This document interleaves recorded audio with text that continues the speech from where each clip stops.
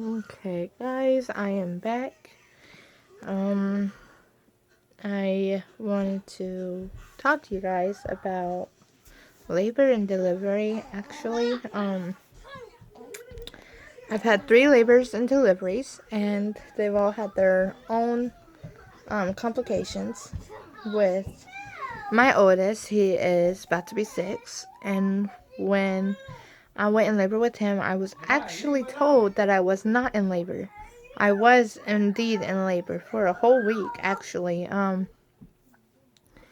whole week I was in labor. I went in because I thought I thought my water had broke, but it didn't. And they kept saying that it was me peeing on myself, I guess. Um, Turns out that my doctor went on vacation, and I actually went into the ER, and another doctor took over, and he had told me that I was in labor. He wanted to know how long I've been feeling these pains for. I had told him for a week now. I had told him that I was in pain for about a week now, and he had said that my water had erupted. Like, it didn't bust all the way because I was slowly leaking my water the whole time, the whole week. He was very upset because that means my son, Jeremiah, was stuck in my birth canal for a week. When we finally delivered Jeremiah, we actually had to bust 2 waters with Jeremiah. One was, well, we busted one because one was already busted and was leaking. And then the other one, they actually had to go in and bust. So we don't really know why there was 2 bags, but there was 2 bags. And my mom thinks that maybe I was pregnant with twins, and maybe one didn't develop all the way. But in the ultrasounds, it would have showed me if that was the case. So I don't think that there was twins. So I don't know why there was 2 bags. But after we had Jeremiah, his head was so swollen that it was mind blowing. Like, it looked like he had 2 heads, like one, like me, and then another one. That's what it looked like.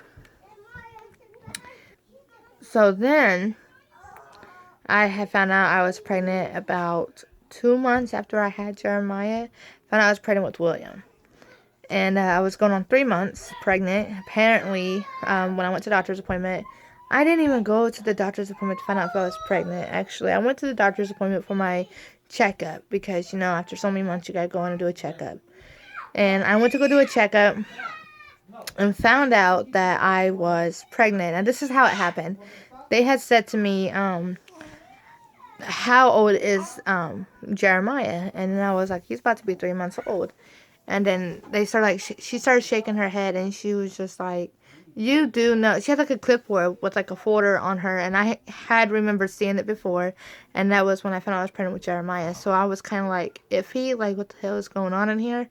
And she was like, you're pregnant, right? I'm like, no.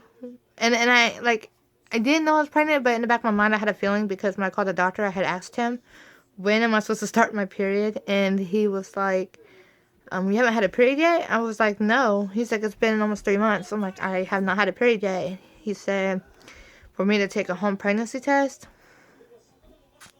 And I took a home pregnancy test, but my mom had me believing that the reason why it said positive was because I still had hormones, pregnancy hormones in me from having Jeremiah. And I was so in denial that I believed it. So I was going along with it yeah, you're right. I threw that stick away. It was nothing, Went to the doctor and found out I was going on 3 months pregnant. And she was like, you waited no time, did you, huh? You just a tiger. And I was like, wow, okay, no, that's not what happened. What had happened was, it was only one time. Guys, it only takes one time, apparently, right? And that one time was a long time. Not the dirtiness, you know what I mean? But it was a long time because it took 9 months to have him, just like with any other child. Actually, it took 10 months. I went 10 months and 2 days with William, and I went 10 months and 1 week with Jeremiah. So it was a very long time before I had him. And then after I had him, it was a long, stressful week, the first week. Very long, very stressful, because I had 2 crying babies, 2 screaming babies. I had, if one was asleep, the other one would be awake. If the other one was asleep, the other one would be awake. If one's crying, the other one's screaming. It was like having twins. It was very emotional, very nerve-wracking. It was overwhelming, and it was very stressful. It was very hard. And I ended up getting help from my aunt, which she had helped me a lot with Jeremiah when I first had Jeremiah as well. I was 19, going on 20. I know I said that before. And then I was 20 going on 21, and then 26 going on 27. Now, with giving birth to William, I had a case of preeclampsia, and they didn't tell me why I was pregnant, actually. They did not tell me at all. They waited till after I had William to tell me.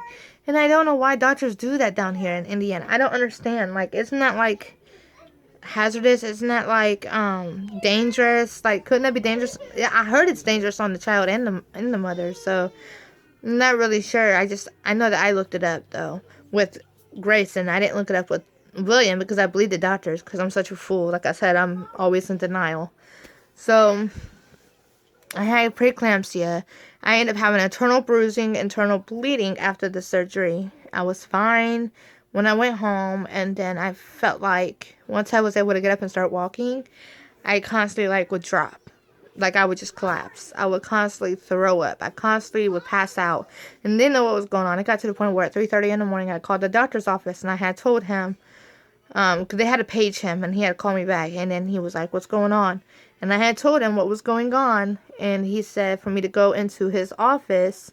It was by then almost 4:30 by the time I got to his office in the morning, 4:30 in the morning, and he like stuck like giant needles, but like yay long, if not longer, guys. I'm not lying to you. My fiance was in the room when it happened, and he was very grossed out by it. And they were stabbing me in my stomach, like, through the incision. Yeah, I'm not lying. And was draining the blood out of my stomach. I thought I was going to die. When I say I laid there with tears falling down my eyes and literally screaming in pain, I mean it. It was the worst. And that's why when I found out I was pregnant with Grayson, I was terrified because I knew I was going to have a C-section. And the reason why I had to have a C-section with William in the first place was because I had a seizure. Dilated to 8, ready to push anytime. And I wasn't very far away from being at a 10. And I had so much pressure, like I did with Jeremiah, that I thought that, hey, it's time to push. You know, the doctors was taking forever to come in and check me, so I thought I was already at a 10 or something. I kept trying to push. And my body, like, gave out on me. So we had to do emergency C-section because I fainted out. And my blood pressure dropped completely. And so did William's. At that point, it was save the baby or save me. And me, I would have much rather them save the baby than me. They did. We're both fine. And we're both healthy. And then I had Grayson. And I found out I was pregnant with Grayson. The only thing that really crossed my mind was, how are we going to take care of 3 kids? Like, I know we have no choice, we're parents, and these are our children. We should raise them, nobody else. But that's not what was really getting to me. What was getting me more than any of that was the C-section. Throughout the whole pregnancy, I kept thinking of different ways to write out a will.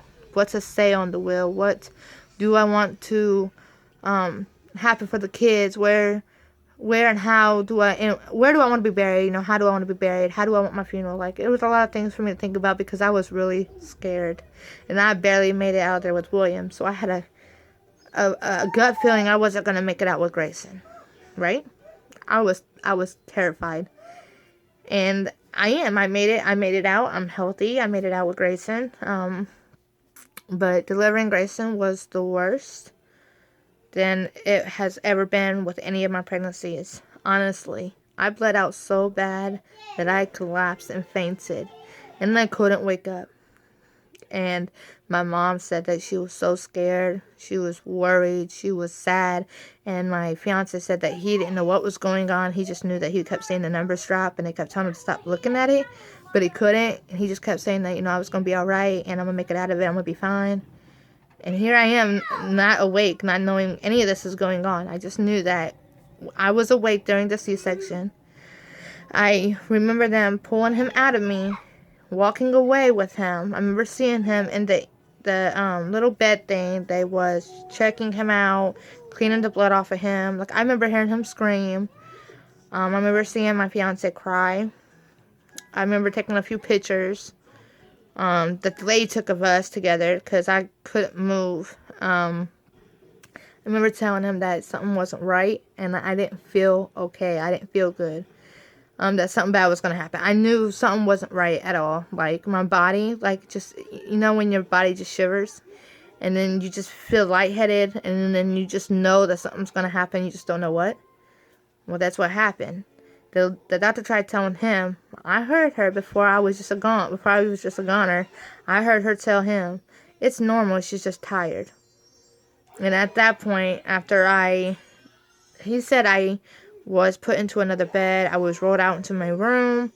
He said that I was holding Grayson. I don't remember any of this, guys.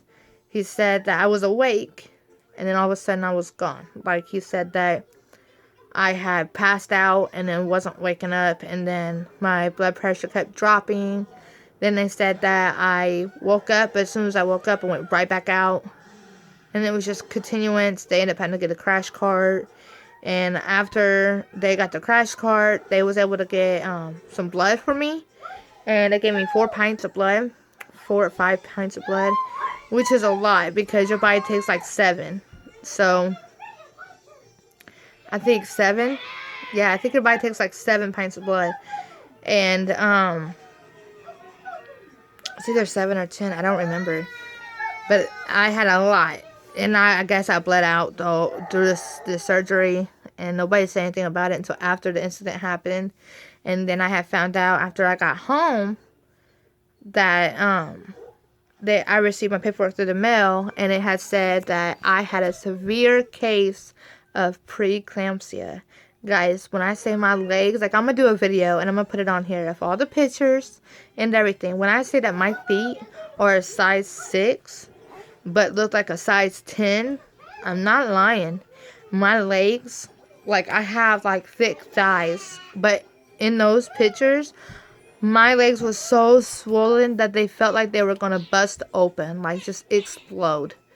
And it was from the preeclampsia because they didn't tell me I had it when I asked them about it. When I called the nurse at 36 weeks, I told her I had a lot of swelling in my thighs that I couldn't stand because every time I stand, I lost feeling in my legs and would collapse. She tried to tell me that it sounded like a case of preeclampsia. And I told her that whenever I was able to walk, that it felt like when my legs wasn't as swollen and I was able to walk, it felt like jugs of water was being tied to my legs. And it hurt so bad. Like, it was painful. It was like heaviness. Like, every step I took, every step that I had take, it felt like jugs of water was just attached to my leg. And it was just, like, dragging. It was horrible. And when I went to the hospital, like she told me to do, they sent me back home and said it was normal. It was a part of pregnancy. And that if this pregnancy is that horrible, I shouldn't have any more. I should probably just be done after this. Just a bunch of weak shit that I had heard. And, excuse my language, but a bunch of weak stuff that I had heard. And it was very frustrating and upsetting because I would find myself crying to the point where I felt like nobody was hearing me out. Nobody was listening to me. Nobody cared about how I felt. Nobody cared about the pain I was in. It was just me and me. That's it. My fiance started getting so angry that he felt like he had to say something to the doctor. Like, okay, she's been here for this how many times now? You keep saying the same thing how many times now? Like, obviously something else is going on and you just don't want to tell us. I didn't think it was him not wanting to tell us. I think it was him not wanting to do his job and test me for it. I went in labor early. They stopped my contractions. They sent me home. I went back to the hospital due to pain again, but this time it was in my back and in my knees. And the lady was laughing. She was like, I'm pretty sure there's nothing we could do here in labor delivery for your back and your knees. And I kind of felt like I was a laughing joke or something. Like, I literally was a emotional wreck. I'm like, I don't know what's going on with me, but you guys, this is your job. And you guys are going to figure it out because I'm not going home until you do. And it's always something. Every time I go home, the more I ignore these other symptoms, the worse that it gets. And there's like more symptoms that come along. And they kept me for about 4 or 5 hours. And then they released me and told me to go home and keep my legs up and to rest. And then I remember calling in, and then he told me to come in on a certain day to be induced. And that's what I did. I went in that day to be induced. And still, I bet that they knew that I had a severe case of preeclampsia. And I bet that they still didn't want to say anything because I was already 39 weeks. And they knew that they was wrong. And they should have delivered him at 36 weeks. I understand it's really early to deliver a baby. I get that. I really do. And it just seems like I wouldn't have had to get all that blood. I wouldn't have had to be in that situation, terrified, scared, emotional, upset, stressed out, depressed. I still have moments where I'm depressed just thinking about it, because it's just like, what if I was gone? What if I didn't make it? What if I wasn't here today? And I know that I am. I'm just saying, what if I wasn't? What would my kids do without me? Well, it's a lot to take in. So I had got my tubes tied. I did, because at this point, St. Joe messed up my surgery with William, and, Howard Hospital, they messed up my surgery with Grayson. So at this point, there's only 2 hospitals, and I feel like they both screwed me over. And I feel like it's not that they screwed me over, it's that they didn't care about what had happened to me. They didn't care about the diagnosis that I had throughout my pregnancy. They didn't care about any of that. They just cared about their money. That's it. And I felt like if they would have let me, if I would have had Grayson at 36 weeks, if they would have let me have him at 36 weeks, I wouldn't have been in that doctor's appointment office giving him money, basically, at every appointment every week. See what I mean? But because he didn't deliver him and told me it was all normal, I went to every appointment every week. Therefore, he was making a lot of money off of that. I think that's all doctors are worried about, is the money. Doctors don't care about you. They don't care about your health. They don't care about your child. They care about themselves. And it really is the truth. Either way, I'm grateful that I'm here with my 3 handsome, healthy baby boys. And I truly am blessed and grateful and thankful that even though they've messed up my surgeries, I'm just very grateful that they did their job to save me. I am honestly forever grateful. It was so crazy. It was just so heartbreaking. It was sad. And all I could do was cry because I was stuck in the ICU. I couldn't. Was it the NCU? ICU? Hey, babe. I think it's the ICU care center. I was stuck in there for about a week. Couldn't see Grayson. The only time I got to see Grayson was that one time that I had heard him cry when they were cleaning him off and they were making sure that he was alright. I didn't get to hear him cry the rest of that time. Was I in the ICU center? The ICU unit? When? When I had Grayson. Yeah, what else would you go? That's what it was called, right? Intense care unit? Yeah. Okay. I was just wondering. Who you talking to? You too. But yeah, it was the ICU. And I was there for a week. Didn't get to see Grayson until I was able to be released from the room. I remember crying because, my husband, he was able to go see Grayson. He was able to hold Grayson. He was able to change his diaper and feed him and clothe him and all that great things that I should have been able to do that I wasn't able to do. It broke my heart.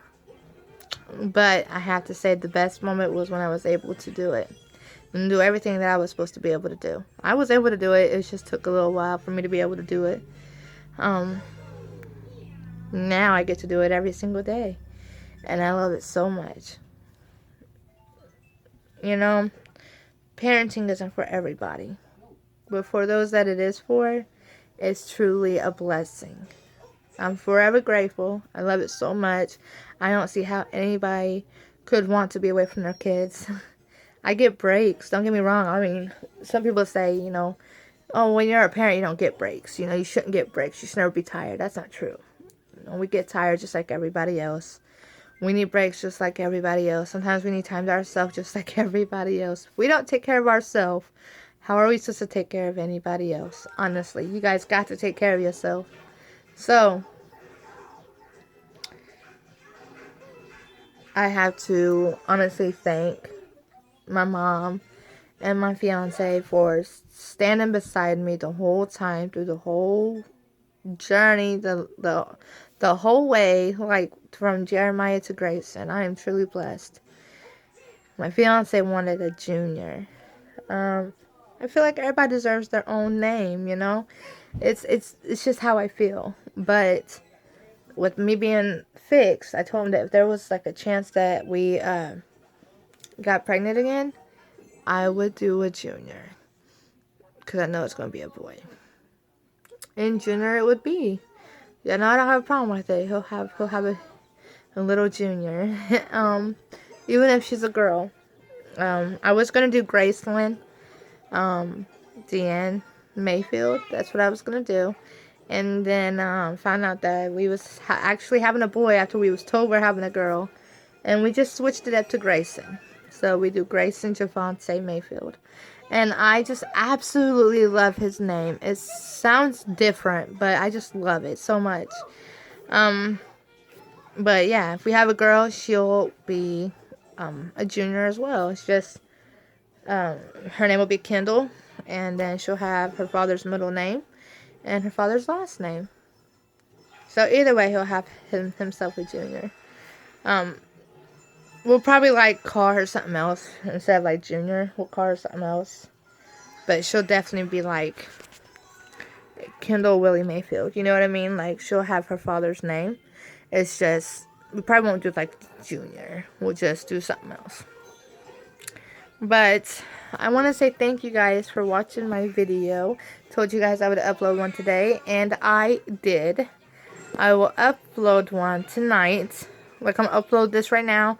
I will do another one tonight. You guys will get to meet my boys and my fiance. And then hopefully you guys will be more comfortable with commenting below. Let me know about you guys. And I gave you guys my Snapchat on my first video, my Instagram, and my Facebook. My Facebook is my actual Facebook. I will do a fan page whenever, like, I start feeling like I'm getting more ads, like more friend requests. Then I'll probably do a fan page. But as of right now, I'm just going to give you guys my Facebook. If it gets too carried out of the way, I'll just make me a new one. So, yeah. Right now, I'm feeling pretty good. I'm probably going to go get in the shower since little man's asleep. You guys want to see him? There he is. This little man's over there knocked out. If you guys are seeing holes in the wall, it's from my brother when he was staying here. He's just... I love my siblings, though. Don't get me wrong, but... My sister the other day, yeah, I guess she was mad at me for some reason. I don't know why. And she kicked me full-fledged in my stomach, knowing that I just had a baby, still healing from surgery. And she full-fledged kicked me. You know, I don't really get along with my siblings like that. You know, you do so much for people, and then it's just like they're ungrateful. They don't appreciate it. And then they act like the one time you can't help them, they want to act like they've never helped, like you've never helped them before. You know what I'm saying? Like you've never helped them before. And then when you need help, they act like, you know, you was never there for them. You was never there. So I just stopped asking for help, and I'm just going to keep pushing through and do it all on my own. I just know that when and if I ever make it big, actually I can't say that, because if they needed help, I would definitely help them. I'm a humble person, but I wouldn't be there for them like I was today. And I don't mean today, I mean like now. You know, because I've done this so much. I have my own life, have my own problems, I have my own kids. So, at the end of the day, if they really needed my help, I would still help them. I just have nothing to say to them. That's it. And I wouldn't necessarily help them. I'd help my niece and my nephew. But yeah, I hope you guys liked my video. If you did, please give it a thumbs up. Comment below. Tell me what you thought. Even if it was boring or whatever, don't be afraid to tell me what you guys thought about it. Yeah, add me on Facebook, Instagram, and Snapchat. Thank you guys for watching my video. I will have another one, like I said, later on tonight. And you guys will get to meet the whole family. Best of luck. Love you guys.